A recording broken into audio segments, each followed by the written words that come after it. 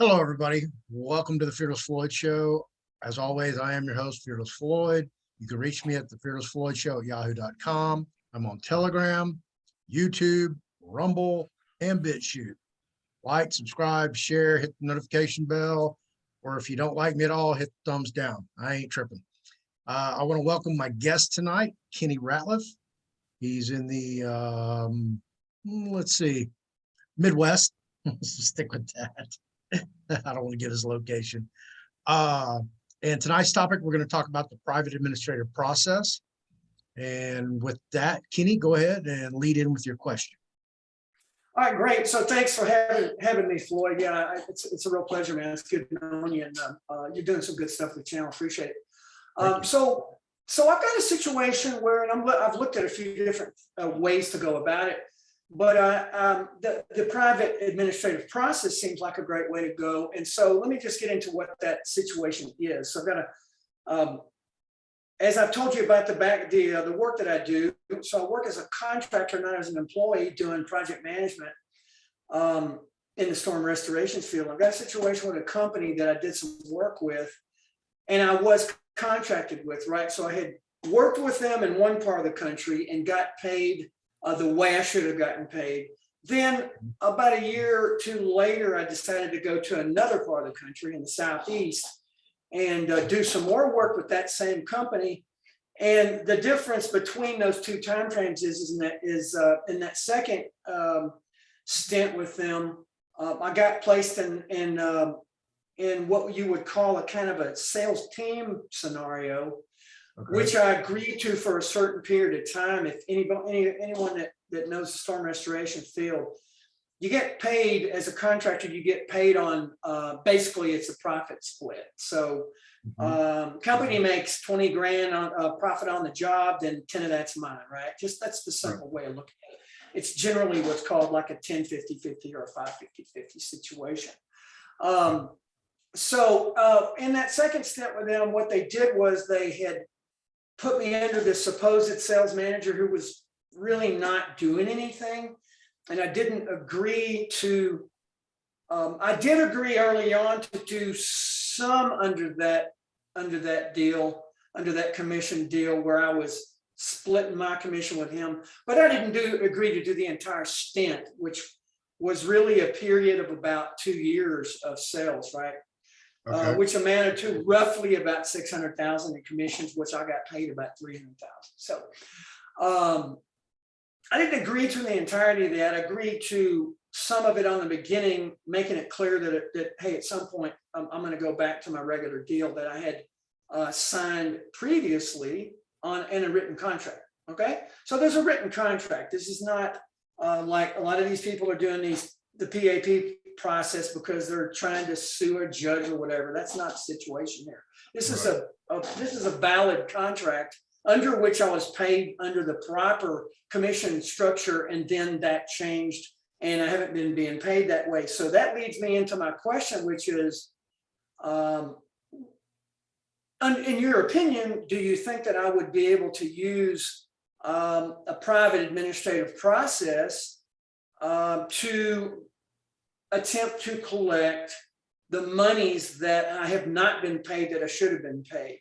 Now, let me back up and preface a little bit here. You might want to do a little definition. Now, I have a perception of what the private administrative process is based on the way it's been explained to me years past by other people. So I might have an improper conception of what the process is.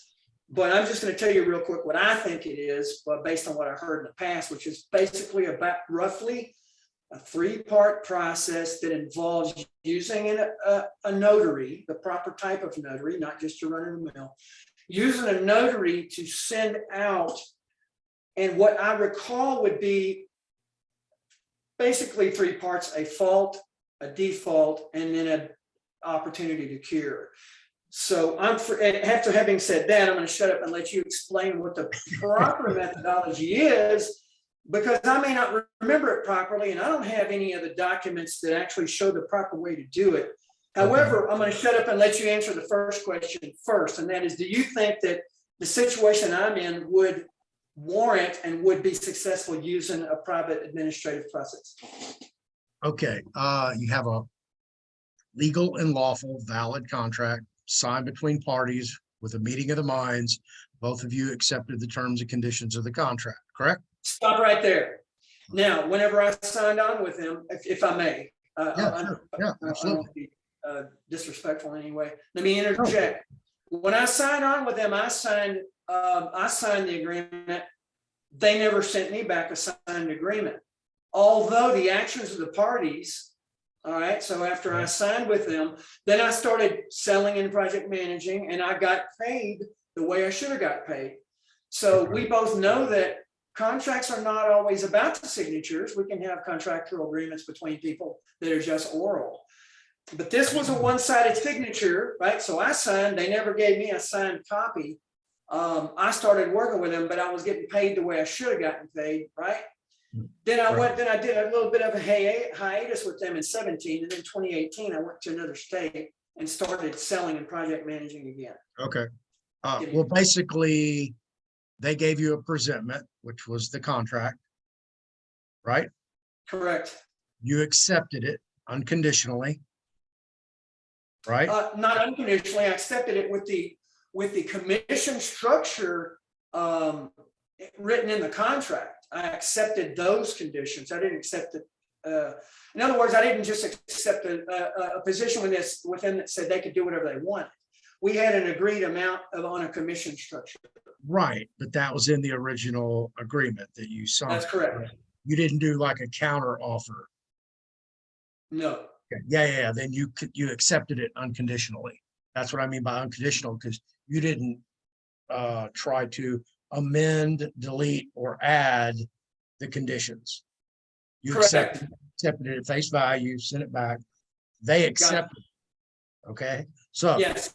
Yeah, you're good to go. Now, if you wanted to address this in the public realm, you would go through the judicial system, small claims court, or a state district court, right, or state circuit. Now, because you're doing it privately, you're doing a private administrative process. So there's no statute of limitations. It's a completely different animal in the way it looks. Now, so yeah, go ahead. Let me interject. Yeah, that's why I asked you in the email about statute of limitations, because I'm aware that if I took it to court as a civil action, there is a statute of limitations. In most states, it's 2 years. So now, and then I've looked and have been thinking about another way of going, which would be going into a equity court, in which case I could defeat latches. But that's, these are the two methods I'm looking at, and that's why I'm interested in this process. Okay, you just answered that. Go ahead, continue. Yeah, if you can find an equity court without getting the runaround. Okay. I actually done multiple private administrative processes. So let me get everything lined up.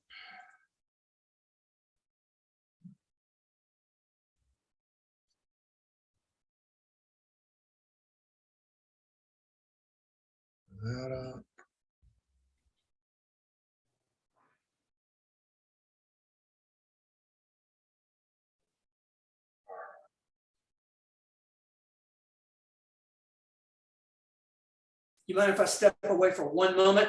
Sure, go ahead.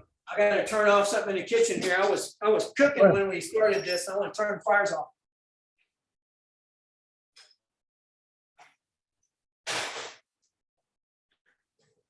So I can eat it cold. I just don't want to burn it.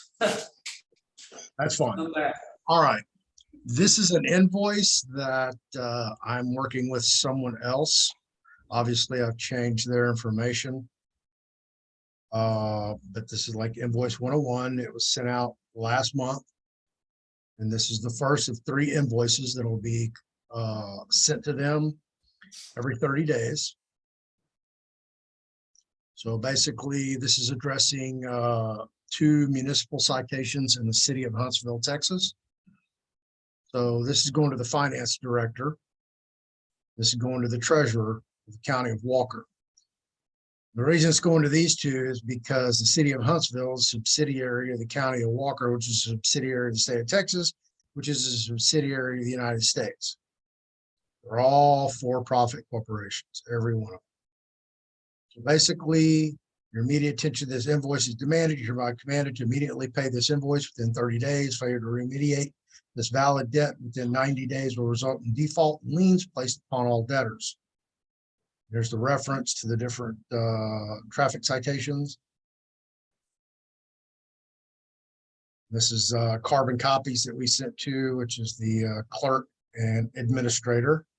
Those, they're not really courts, they're administrative offices.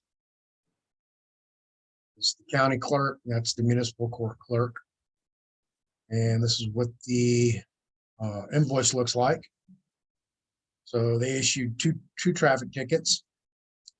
This particular person that I did this invoice for does have a fee schedule in place. They did publish their fee schedule in a public legal notice. So all these unit prices are valid because with this invoice, we did send them a copy of the fee schedule and the affidavit of publication, which I'll show you towards the end of these instruments that I'm presenting. So basically 600 appearance in court per minute. So when you do a fee schedule, basically this is what it looks like. However, yours is going to be a little bit different, Kenny, because you probably did multiple tasks, had multiple costs. So you're going to itemize these as best you can, put them in there. You may even want to date them. So that way they have a reference or anything like that. The more specific you can be with your invoice, the better. And this isn't the only thing you send. I'll get to some additional instruments. Basically, that's what it looks like. This one's for $87,060,000. Make all checks payable to. Have any questions, contact janedoe@gmail. Thank you for your business. And as always, make sure you copyright, put your copyright notice in the footer, all the instruments you send. You can see right here, this is a special deposit, notice to principal doctrine in effect, which is your notice of principals, notice to agent. That is, this is the proper citing, restatement second, section 3. So basically that's what, this is going to be your first thing that you're going to file, but you're going to send this with, or you're going to send to them. And this is going to be with a package. So this is just one instrument. And let me get to the next one.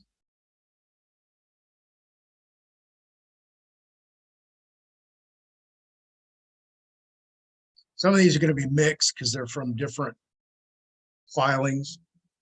This one happens to be the Bank of America that I did. This is my tribal flag for Muskogee Nation. And of course, I did this so long ago, I didn't even have my own flag yet at the time. It's ancient. You see, I sent it to the CEO and pay off loan number for a truck. Affidavit of truth, site and uniform commercial code. Basically, all this is just you're telling them, okay, this is the statement that I'm swearing to. We're also Are you? Am I supposed to be seeing that? I'm still seeing the special deposit. oh, let me yeah, some Zoom does that. Hang on. No biggie. I just wanted to make sure I was. Yeah. I'm seeing it, and sometimes it doesn't flip over. Okay. Let me just interject a question or two real quick if I could. You're saying that first you're doing the invoice, say like 3 times once every 30 days. Right. But and then you're right. That's the first part of it. That's just one instrument of a package that you're going to initially send. I'm going to walk. Oh, it's all going to be together, not just the invoices first. Correct. 1, 2, 3. Okay, Correct. gotcha. If you have like a copy of your agreement or your contract, you're going to want to put that in there. If you have a separate proper fee schedule, you're going to want to put that in there because, you know, if you want to charge it for a consultation fee that you just had with me, hey, more power to you, knock yourself out. I'm not tripping. Follow me? Right. Well, in this particular situation, what I would probably do in my case is I'll probably list out each of the projects because basically I'm, going out selling these projects, right? And then there's commissions on each one. The commissions got split between me and somebody else that I didn't agree to giving half to all of that time. So I've been going through that system, their electronic system, and recording, of course, all of those situations. So I know what the other party was given. So basically that what they gave the other party should have been gone to me. So I can go to each one, each day, and we're talking, I don't know, 60 or 70 different. And I'll get to that in just a second, how you address that. Okay. Basically, this is your affidavit of truth that, you're making a valid claim, just supporting everything that you're doing. Like I said, here's the jurat for your notary. And this is basically a notary waiver for your notary saying that, they're not responsible for anything. They're just notating that you are the person that did this, did the signature for this particular instrument. And here at the bottom, you can see this is my copyright notice. All my instruments are copyrighted. That way they cannot make a copy of this and use it against you without your permission. Otherwise, you've got more ammo. Makes sense. Yep. That's very good. Okay, now we're going to one of the most important instruments of this package.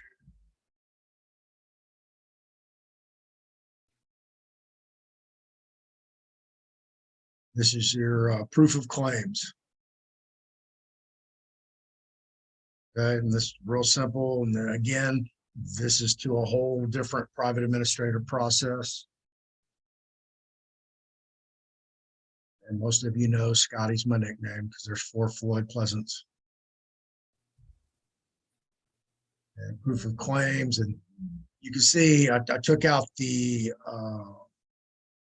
main portion of this proof so I could just show you kind of what the template is. But I have the 22 claims, and you listed out claim number 1, on or around June 7th, 2022, I, affiant herein, did contract with ABC Lumber Company, et cetera, et cetera. And you itemize your story, telling everything that's happened. Okay. You understand that? Yes, I believe so. The wheels are turning in my head as to how I'll apply that to my situation. But yes, that does make sense. Well, just like you were saying, I can, this job, that job, so and so and so and so. You want to put all these allegations or claims as they are in this proof of claims. Okay. Now, respondent has 48 hours upon receipt of this demand via U.S. Postal Service, certified mail, regular mail, and email to deliver every iota of my personal property to my retained counsel.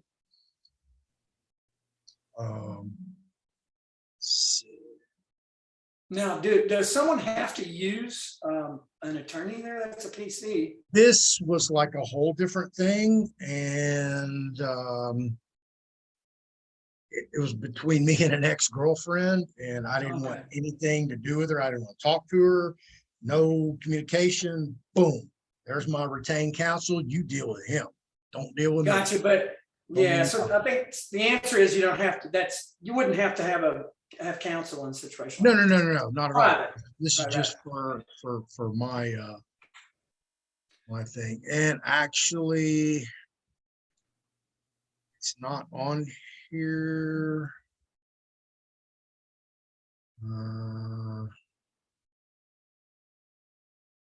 Anyway, the rebuttal that needs to go on here, and I'll show you it's on another instrument.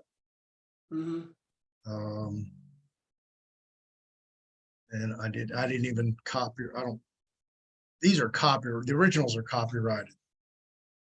Right. Share. I know somebody's going, hey, you didn't copyright that. Yeah, it is.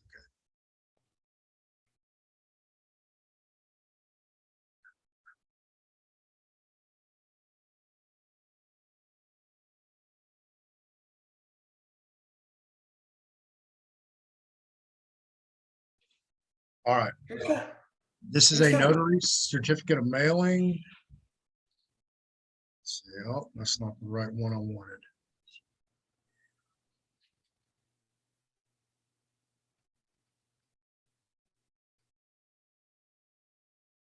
I was hurrying and snatching all these from all my different files and trying to throw them in one file. So no worries. But yeah, basically, in a nutshell, everything that's mailed out is going to be mailed out by a notary and certified that it's been mailed out by that notary, correct? right. I'm fixing to show you. This is the one I'm looking for. All right. Affidavit of notary presentment. And basically, the third day of December, for the purposes of verification, I, the undersigned notary public, being commissioned in the county and state noted above, do certify that Floyd Pleasant Tarvin IV of the Floyd Pleasant Tarvin estate identified himself to me, provided me with the following instruments listed below. I, the below signed notary, personally verified these documents were placed in a USPS priority express mail envelope and sealed by me. Sufficient postage was affixed thereto and properly addressed, and also affixed to the exterior of the envelope are USPS return receipt of merchandise, which is the green card, USPS tracking label, number label, and USPS registered mail label, tracking number label. Instruments listed below were sent by the U.S. Post Office Priority Mail Express, tracking number labels too. And then this is all the different references. This is some Bank of America CEO and employee. Also went to the Internal Revenue Service. I, notary herewith, delivered the aforementioned USPS Priority Express Mail envelope to a USPS carrier for delivery to the recipient above. And then I have the notary actually look at every instrument that I'm sending, and they'll initial it. That instrument, which it's titled just like that, private check, everyone that's in that package, the notary initials. This one's And copyrighted. then likely that's signed under penalty of perjury by the notary or not. Well, the notaries are commissioned. They're already sworn in. Right, so they don't need to, but yeah, that's basically, so that's a proof of mailing, not unlike what an attorney firm does. They just have someone sign under penalty of perjury because they're not a notary.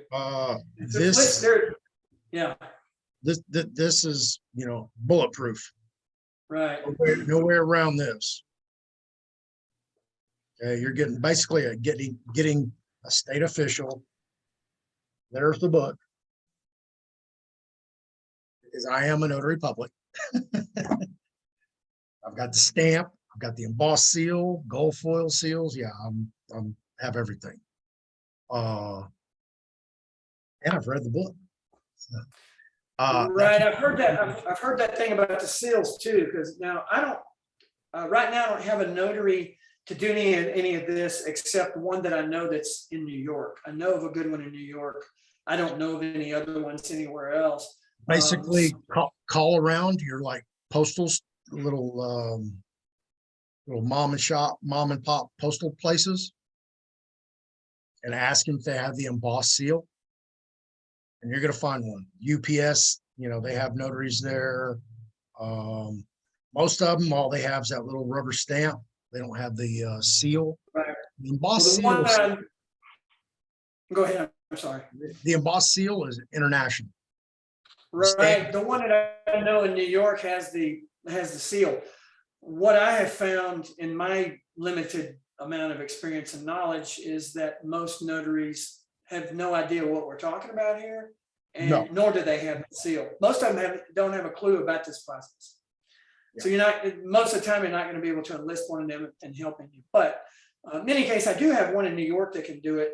And you could probably validate this. It would probably, I would think it'd be okay for me to have done it's notarized in the state I'm in now, and then have them mailed out by a notary from a different state. Right. In other words, doing this doesn't matter where they're.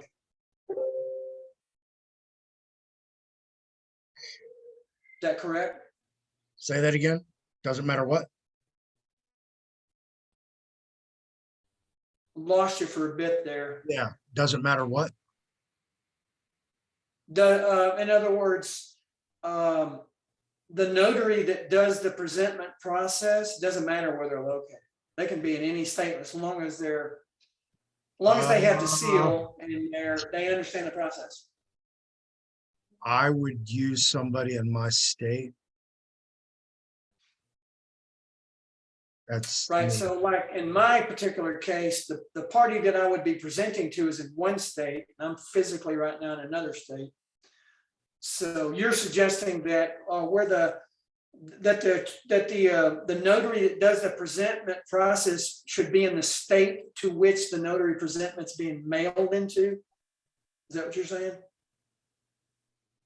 No. You want to use where you sign it. If you're in Tulsa, Oklahoma, you want to get a notary public for the state of Oklahoma. To do not only the notarization of signatures, but also the presentment process. Correct. Okay. Yeah, well, see, I don't have one where I'm at here to do that. So yeah, I'll have to work on that. But anyway, we can, yeah. Yeah, you're gonna have to call around and find one. Yeah. Let's Now, while you're searching there, I think you're looking for something else. I'm gonna interject another question now. In one of your videos, you mentioned having found a company that buys debt. Now, yeah. if someone like myself goes and does a process like we've just outlined, or you've just outlined, and we end up with a default, and so the entire process has been done properly, okay, and you've been talking about outlining the proper process, and you've also mentioned that some people don't follow it through properly, so they end up with a faulty process. But if the process is done properly, we end up with a packet of documents that, and the question is, could we take that to a company like you suggested that you met not too long ago? You met someone working with a company that buys these debts. Now, would a situation like we're talking about here, would that be something that a company like that might be interested in? Absolutely. And I meant to call them today and I didn't. Let me see. Now, here's another question regarding a company like that. Let's just use a number of 300,000.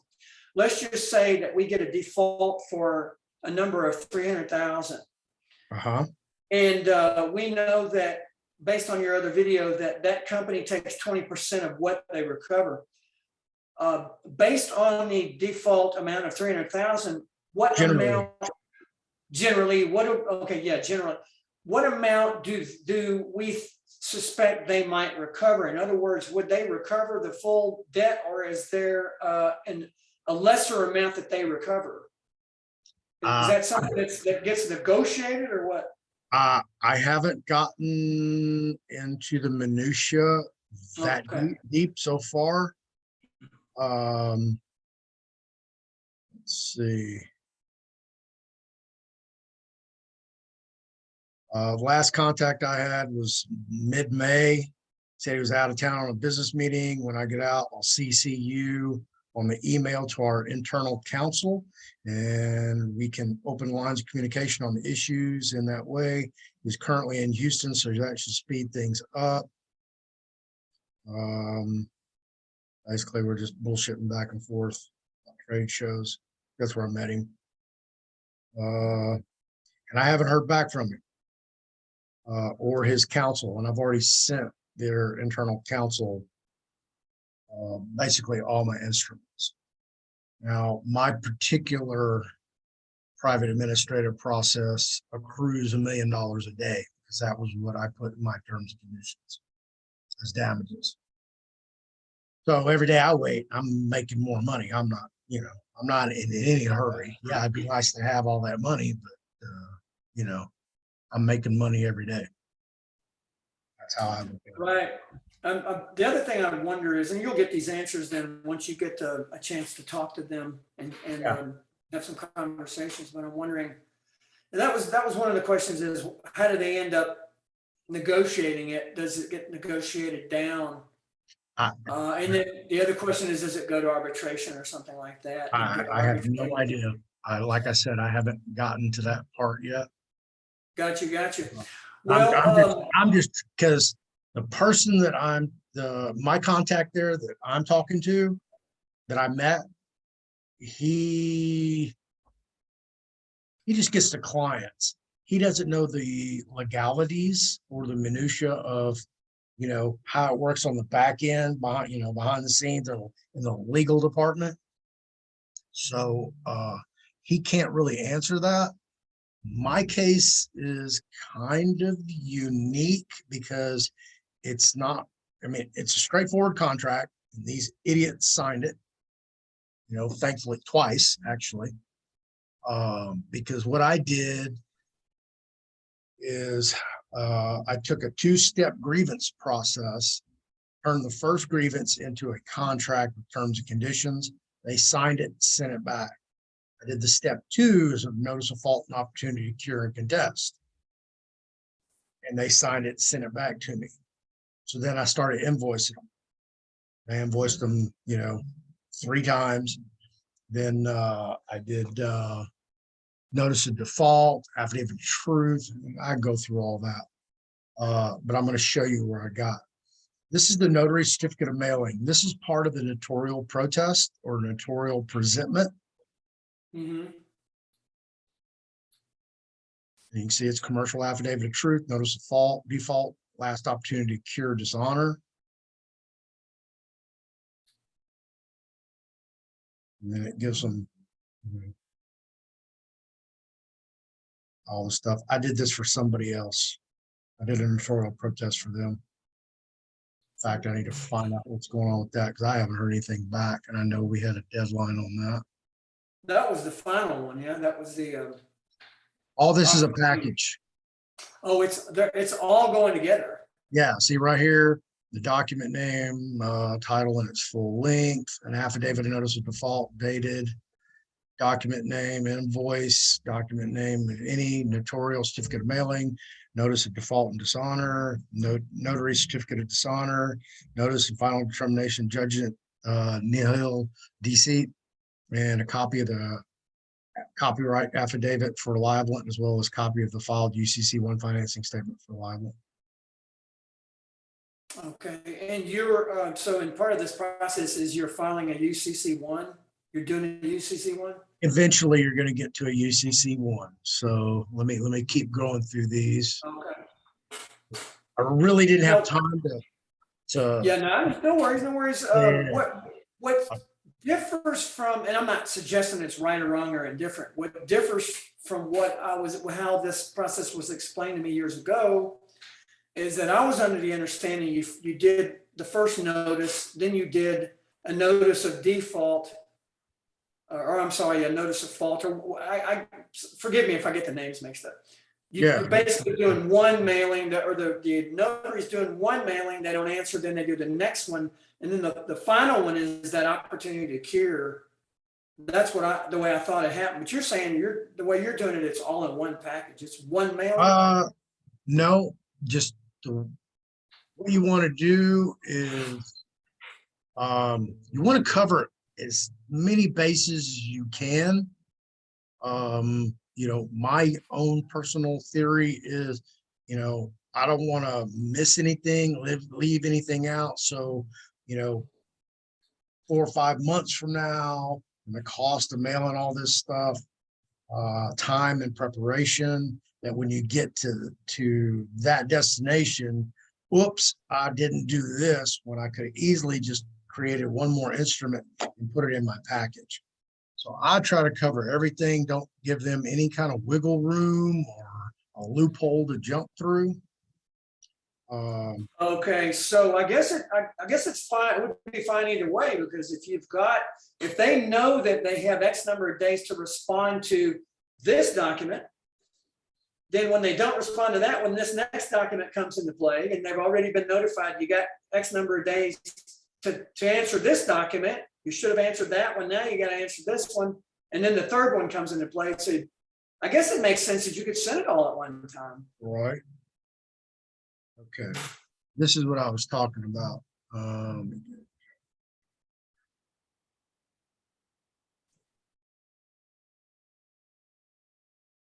okay, this is my notice of default and dishonor, noting for protest. Okay. Okay. And you see it's going to the review and risk management. That's the insurance.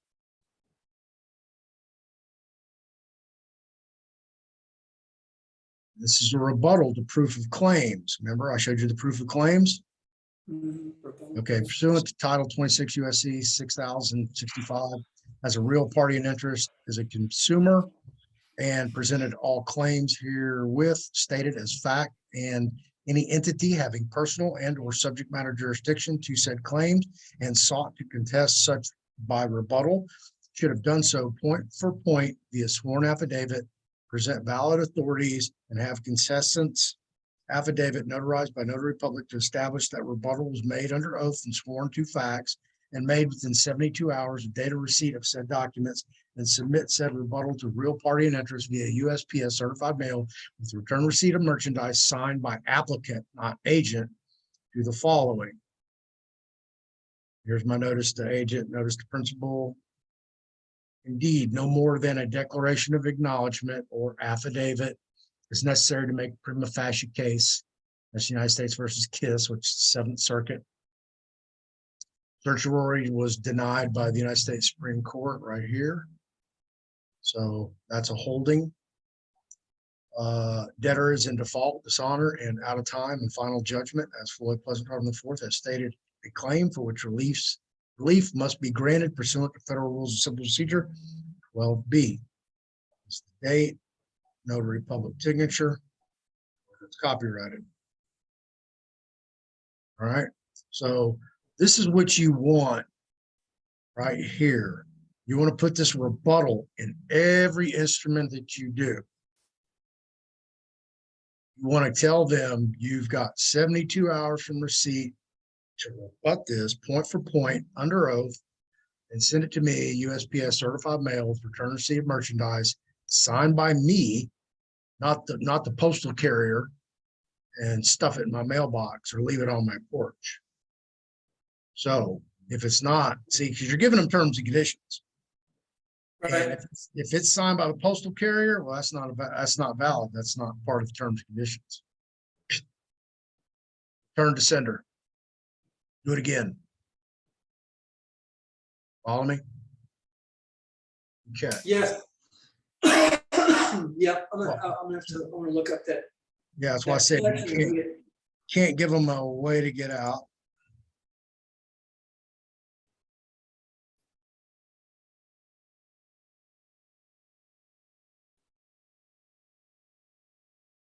Now, I'd heard years ago of folks doing this type of process, but I never saw any results, or I never saw any proof that anybody actually got paid for. Most people want shortcuts. And they don't do it right, is what you're saying? This takes time. This is nothing you're going to do in 30 days, 60 days, 90 days, 120 days. This is like a 6-month process. Right. And you have to stay on top of it. And basically, this is an affidavit in support of notarial protest. This lays everything out. This is similar to my proof of claims. Now here's another detail question. So you've got it all in one. You're proposing doing it, sending out one packet. However, it seems to me that after a certain amount of time, the notary does some kind of a certification that there was no response to document A. And then another, is that correct? No, the notarial protest is the notarial presentment protest, it's called the same thing. That is the final thing that the third disinterested party, which is the notary, mails everything out. And the reply or rebuttal is supposed to come back to the notary, not to you. Right. exactly. So when that, Exactly. right, so when nothing happens within that date or that time limit that you've expressed, you get the judgment from the notary. So there's going to be, at the end of the process, there's going to be a document signed by the notary that says they did not respond to any of this stuff.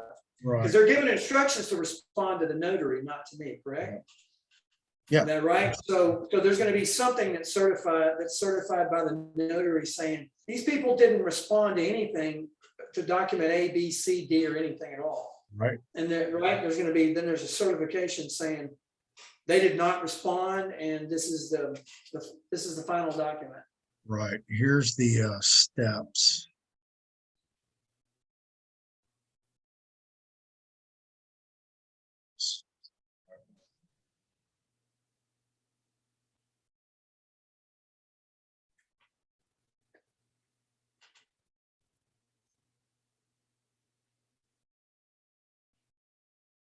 All right.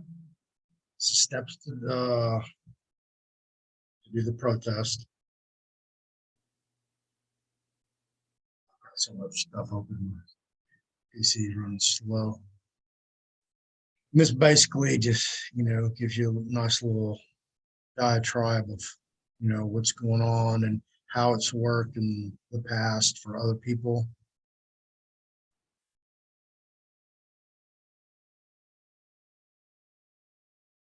Steps to protest.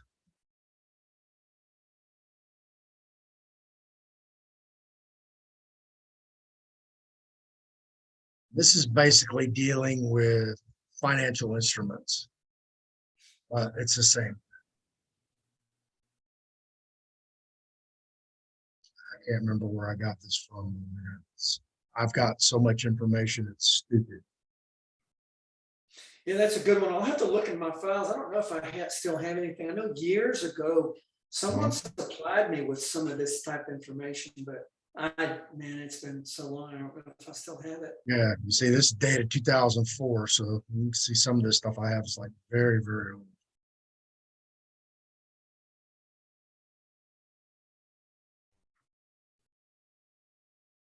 This is where I put my claims in here. This is all my information.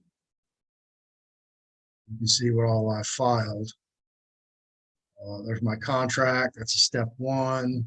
There's a step 2, certificate of service, affidavit of certificate of non-response and failure to contest presentment, an agreement, my unsworn declaration, affidavit of notice of default by principal, affidavit of Floyd Pleasant Harvin in support of notice of default and failure to cure and contest presentment, affidavit of assessment of admitted damages, first invoice, affidavit of notice of default by principal, second invoice, certificate of dishonor and default, certificate of service for second notice, certificate of dishonor and default, affidavit of truth of service, third invoice for payment full sum certain, real party's declaration to authenticity of exhibits, certificate of service.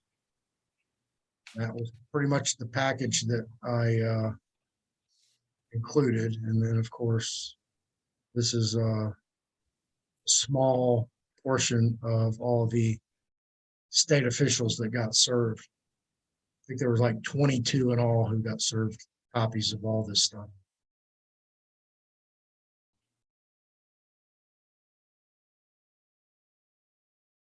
This breaks down more information on how all this stuff works. So now, the final straw, all this. Oops, back up one.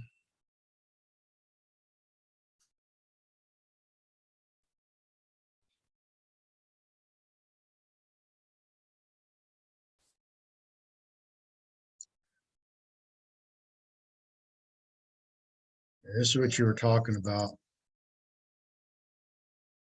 This is the notice of final determination and judgment nihil deceit.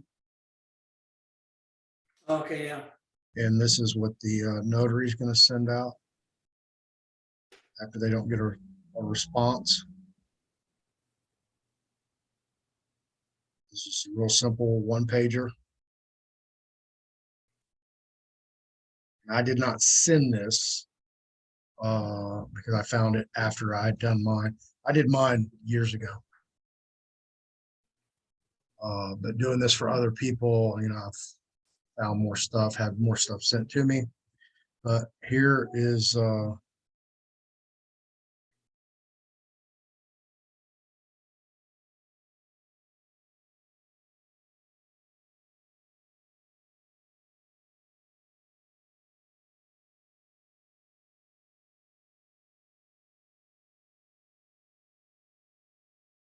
right. This is what's called a tear sheet. This is from the Baytown Sun right here, newspaper, Baytown, Texas, which is located in Harris County, Texas, which is the county of my residence here in Texas. You can see it's Sunday, October 18th, 2020. Legal notices. I also filed my certificate assumed name for the U.S. Department of Equity, which I also own. Right here, 09/16/2020, TDCJ debtor has dishonored, defaulted on contract number 2014-106616. See Texas Secretary of State's UCC1 and UCC3 filing number. These are informational filings. They aren't financing statements per se. Commercial lien. Creditor seeks final judgment, but pursuant to 26 USC 6065, secure party creditors, suite, etc. at Enora Lane. Expiration of notice is final judgment. So when this notice expires in 3 to 4 weeks, that's a final judgment. So I put this in the public sphere. They've had an opportunity to rebut everything that I've sent them. Never heard a word one from anybody. So that happens after the notarial process is completed, then that notice occurs. That then you end up with an affidavit of publication, I'm assuming. Yeah. And this is, yeah, I'm going to show you that right now. This is your affidavit of publication. This is your, see, this is your golden ticket right here. Because without this, even though you have a copy of a tear sheet, basically what a tear sheet is they'll take the classified section and they'll tear the page out. Your legal public notice is, put it in an envelope, and they'll mail it to you with your affidavit of publication. So if you ask for a tear sheet for all the dates that it's printed, once it's does its final run, this agent right here is going to send you this affidavit of publication with a copy of all 4 of your tear sheets of each edition. That's the final nail in the coffin. So once you have all these instruments that I've shown you, you want to go to somebody like this debt collection agency and go, here you go. Here's everything that I've done. You know, make sure all the T's are crossed, the I's are dotted. And if it's agreeable, you know, to our terms and conditions, because mine is such a enormous sum certain that, you know, they're, when I told him how much it was, he's like, oh, no, we'll negotiate how much we're going to charge you. So I won't get the standard 20%. It'll be a whole lot less. Which Right. I would give them 20. If you can collect on that, I'd give you 20%. Well, hell yeah.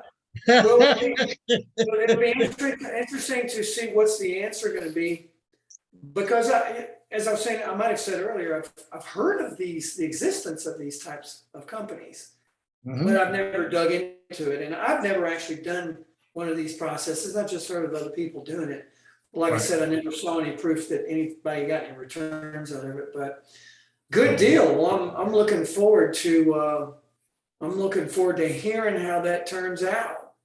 Yeah, I mean, you know what? Matter of fact, while we're discussing it,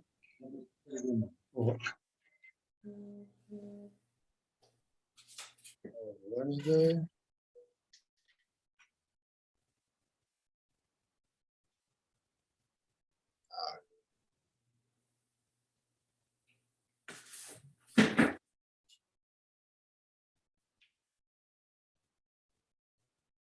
I'll call them tomorrow morning. It's just out of sight, out of mind. I've got so much stuff going on that I can't stay on top of everything.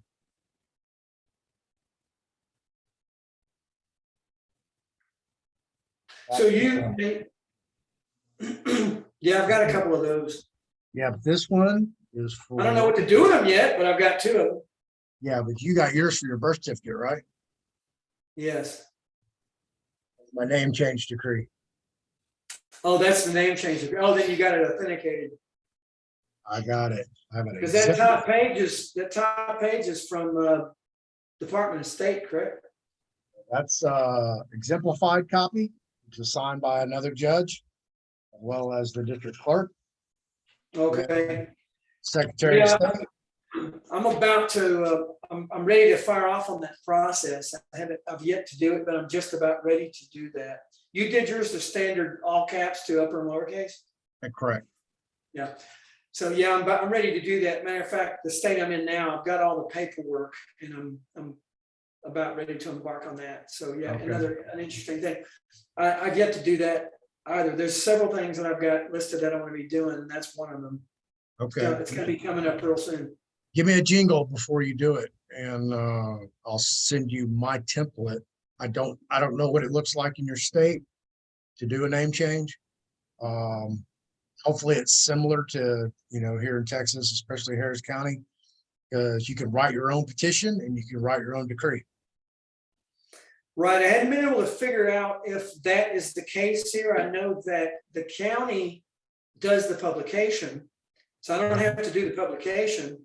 They charge a $30 fee and they do the publication. They also they have templates for the 4 documents that are necessary: the petition, the order, the affidavit, and the notice. But I haven't been able to find out yet if I can write any of those on my own. So I'll probably pull up the statutes and look and see if I can actually write them myself. They may allow that, but I've heard in some places they don't. Yeah, some places they have to use their form. They're very strict, especially Florida. Oh my God. They want to know where you live for like the last 25 years, everywhere you've worked. It's ridiculous. So anybody wants to change your name in Florida, go do it in a different state. Now, when you were showing that tear sheet earlier, you had the information about that notarial process, and you also had your assumed name. Now, those aren't connected. That's 2 separate things, correct? Absolutely. Yeah, so they aren't connected. So in other words, just for other folks, I understand, I comprehend this, but the name change and the assumed name are not necessary to do the notarial process, correct? No. Oh, no. Right. Separate things. Yeah. Yeah. Okay. Yeah. I'll make sure. Every now and then I have these. I call them. I got it from my dad. He's call them brain farts, right? This. Every now and then you kind of scratch your head and go, wait a minute, did I remember that correctly, or what's going on here? Maybe it's just from being, old fart status, getting past 55. But once in a while, I have to stop and ask myself if I remember something correctly. So, all right, well, that's good information too. Yeah, I'll be doing that soon. State of Minnesota, I've heard, is the way to go there. On the assumed name, I'm going to be doing that. That's coming up soon. That's coming up soon. Yeah. So I don't think Floyd, I have any more questions on that. I want to at some point I want to see what I've got going on in my particular situation is I've got this company has not stopped paying me. I've got a couple more projects that still need to complete out. Okay. And I don't want to do anything yet because half of something is better than nothing, right? Absolutely. Getting half is better than getting nothing. So that's why I didn't go about any legal stuff in the beginning of this whole. Once I realized what was happening, because if your background being, and I don't, you may not want to get into that what we discussed before you started recording, but you understand what I'm talking about. That industry is notorious for ripping folks off. Oh, yeah, yeah, So, yeah, you know what I mean? It's yeah, you go and let them know that, hey, you're dissatisfied with something, you're a contractor and you're not an employee. They'll just say, okay, hit the road, buddy. We're not paying anything. See you in court. And then Right. your only recourse then is litigation. So Yep. I chose to keep my mouth shut and just keep getting half till I could figure out a way to go about it, you know, get the other half. So that's kind of where I'm at. So yeah. Yeah, I had a buddy who did what you did. He chased them all the way up to Indianapolis. Yeah, and you can do that. It's of course it's not as great as it used to be. There's a lot more competition than there once was. I mean, 20 years ago, it was Wild West, and man, you could get rich in a year or two. It's a little bit different now. You can still do good, but you just got a lot more competition, a lot more folks showing up to neighborhoods whenever the hail hits, right? Oh, Or yeah. whenever the hurricane hits. A lot more people are showing up, fighting for the same work. Yeah, well, the illegal aliens have pretty much taken over the construction, at least here in Houston. Well, they haven't. Well, they've taken over the installation part. They haven't taken over the insurance side of it, or the part that guys like myself do. They haven't taken that over. They're And close here. are they? Yeah, maybe they're. You know, it's like the children and the grandchildren of the installer that started 20 and 30 years ago, right? They've gone to college and they're like, hey, we're starting our own company now. There's probably a lot of that going on, but Tons of that. but in any case, it's still very notorious. So, all right. Well, I don't think I have any more questions right now. I appreciate everything. I appreciate your time. I'm probably gonna have some at some point. Is if you feel comfortable sharing any of those documents. Oh, absolutely. I share everything. I'd love to look at them. I'm Yeah, I gonna share look at everything. I'm gonna look at my files. I know years ago, I knew a notary that sent me a lot of stuff, but I've since, and the last time I tried to contact that notary a couple of years, 2-3 years ago, apparently he was, you know, changed number, moved on or whatever, but I believe I might have some files from him that might be helpful. I'm happy to share them with you as well. So yeah. I'll shoot you an email with my number. There's a couple other things I'd like to discuss with you, if possible. If you want here in a bit, fine. If not, another time, but whatever works. So I'm going to shoot you an email now. And I don't know if did you want to go over anything else while you're recording now? Or No. I mean, we've covered everything. This is, strictly the private administrative process, although we've, veered off here and there. But we've mainly stuck to the topic. So for everybody who's watching this video, whether you're on any other platforms out there and you desire to get a copy of any of the instruments that I have presented here in this video, even some that I didn't have time to fetch and post here in that file, just hit me up, fearlessfloydshow@yahoo.com. I don't reply immediately to my emails. However, if you join my Telegram group, The Fearless Floyd Show, just look it up. It's open to the public. Type that in.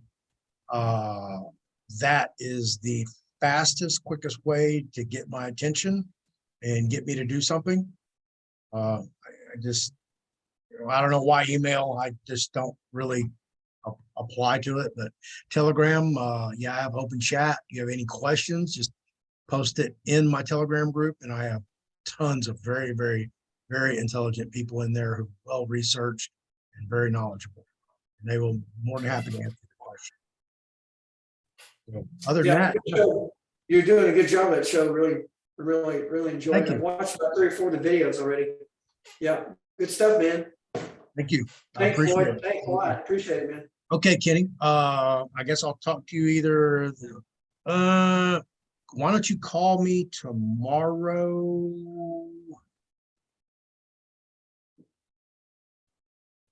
Call me tomorrow, 10 noon. Sounds good, man. That cool? All right. Very good. Okay. Very good. Yeah, I got to upload these videos and do all this crap. That's going to take a minute. All right. So All right. Have a good night. Okay, man. Thank you. You too. All right. Bye-bye. Bye.